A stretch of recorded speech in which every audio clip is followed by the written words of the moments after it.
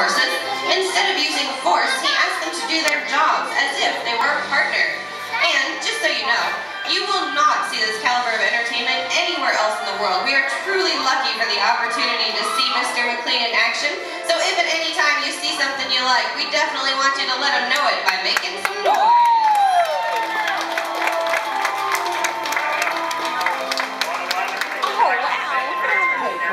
And ladies and gentlemen, I am thrilled to be here part of the show every day. And I'm very impressed to see all the different breeds of horses, because I, as a horse lover, love to see the spotted ones and the paints and the big ones. And I'd love you to give them a big round of applause for everything they do every day.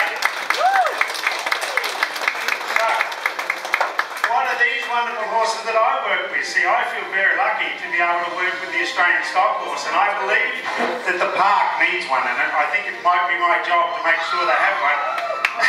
But these three here on the right-hand side, they are my version of the Australian stock horse. They're not registered horses, but they're everything the Australian stock horse says he should be. They're about from 15 to 16 hands high. They have good bone, good feet. See, the Australian stock horse is a type. He's a type of horse that should work a cow. He should be able to gallop through the bush. He should be able to do dressage and jumping. And these fellas are just that. The ones on the right there, they have a little bit of quarter horse, a bit of thoroughbred and a bit of Arab. The Australian stock horse type.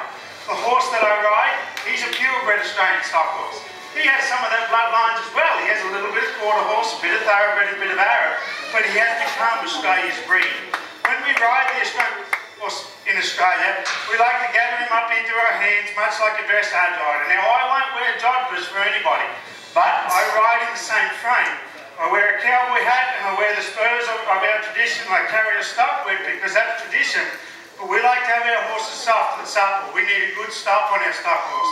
We need a correct rollback. See, the rollback is the quickest way to go from right to left. So here I can stop him, turn him to the left like I'm blocking a cow. He can work as though he's working a cow. But see, a true move of the Australian stock horse is what's called the haunch turn, and that is those moves at speed. So here, I'm going to run him down there. Before I stop him, I change direction, shoot him here, change direction and go the other way. The fact that those other three are just standing there is unbelievable. Speed. Should be able to run him out here on the right lead. Just the slightest change of direction, he should have a left lead. Then we can run him down into a canter spin.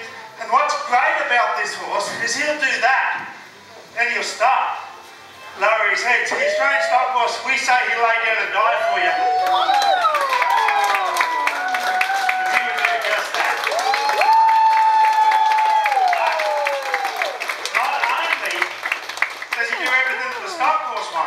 The stockman needs, he thinks that he's a bit of everything. See, the Australian stock horse is known as the breed for every need.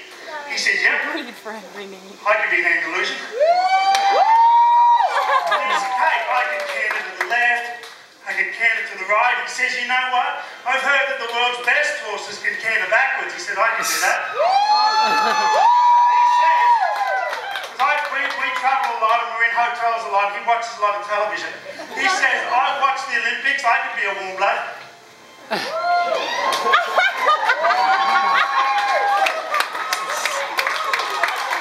He said, I've been to Walmart and I've seen those horses there that the kids ride. He says, I could be one of them.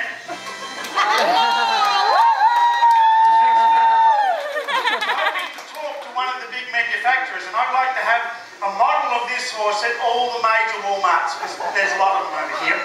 What we do is the kids would walk up to them, they'd be mechanical of course, so this would be in the off position.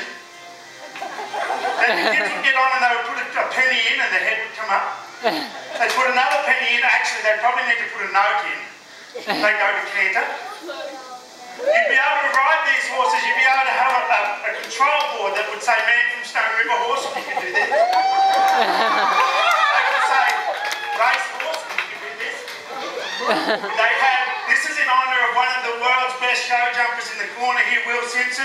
They'd have a show jump phase where you can on the spot, get to the big jump. Big jump. And now the really big one at the wall now. So I can see them going off. They're going to be everywhere. Pride, what are you doing? Pride says, I'm just looking around. If you have a look at Pride on my right-hand side of on the far right, she's gorgeous. She would be a blonde secretary. She's absolutely beautiful, spends 3 hours a day in front of the mirror with her makeup touch-up. If you look at her, you'll notice she has a gold mane and tail. She notices because every now and then she runs away and goes and looks at herself in the mirror. Here I'm going to bring her sideways, all four of them sideways. Thank you. We'll take pride. Now I've just talked her up. No one got the blonde secretary joke, so I'm going to come here and get her to work around. See, she's my baby. She's my little 6-year-old. This time last year, she'd only been in the country 2 months with the other horses. 2 years ago, I hadn't even started really training on her that much, and now she travels all around with me. I'm very proud of her. Catch up, sweetheart. Here we can take her and ask her to do these sorts of things.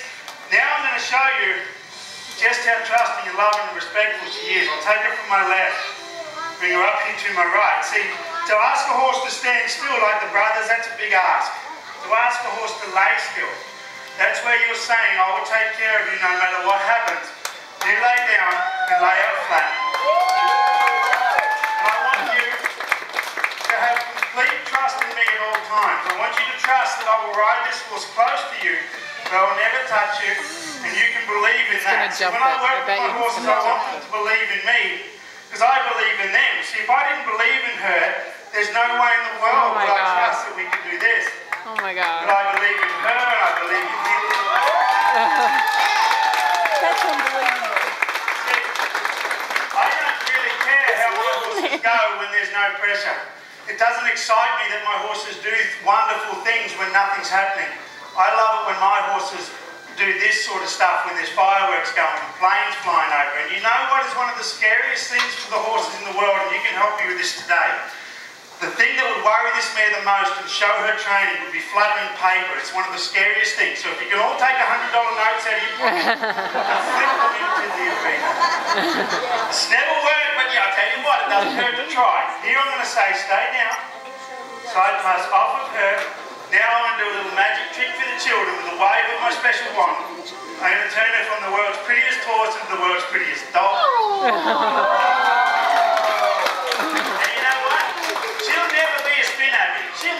To do what this horse does, he'll never be as pretty.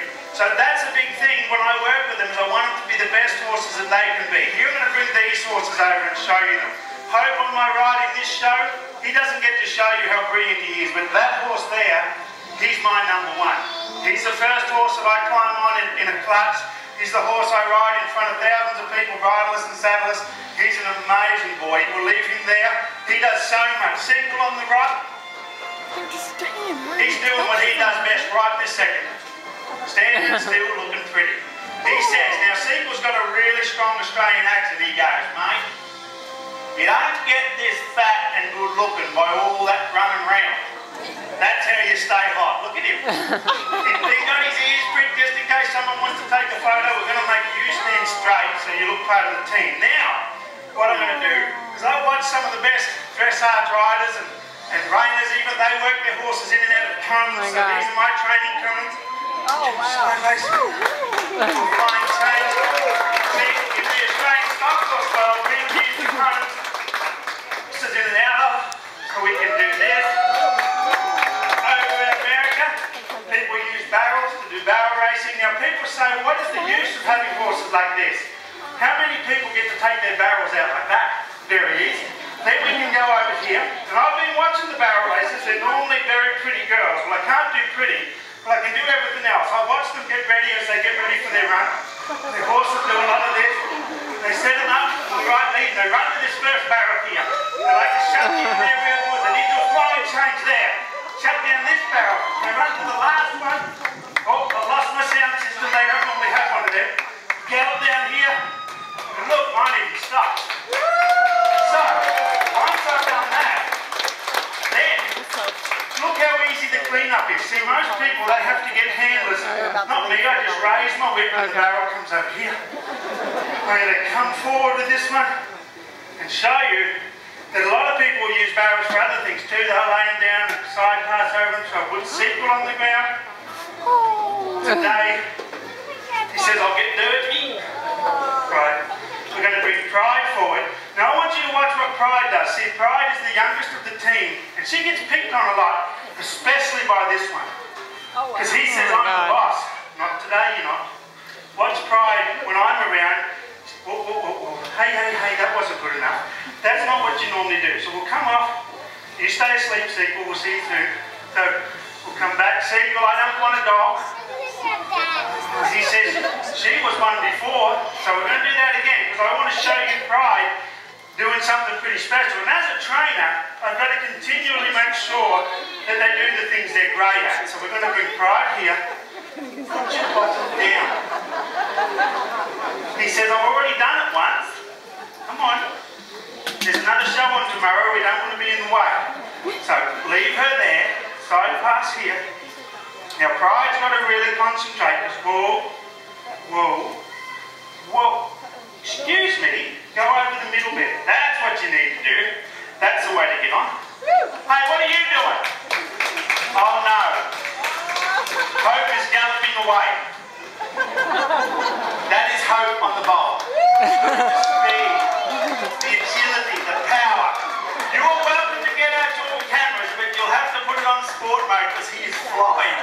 Look at the wind swishing in the tail. His mane blowing in the breeze.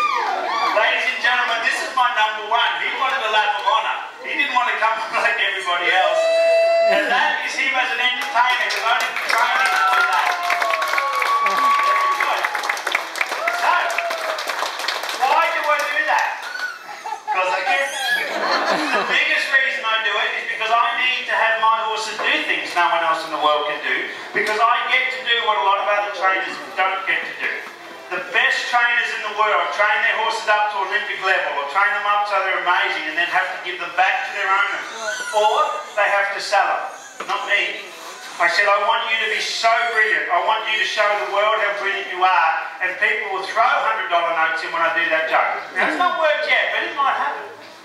So that's what I try and do, is I say, I see you as brilliant individuals, and I want you to give that to me. See, my horses don't look around and see other horses and say that they're brilliant. They just say, why can't you all do this? Because they believe you can.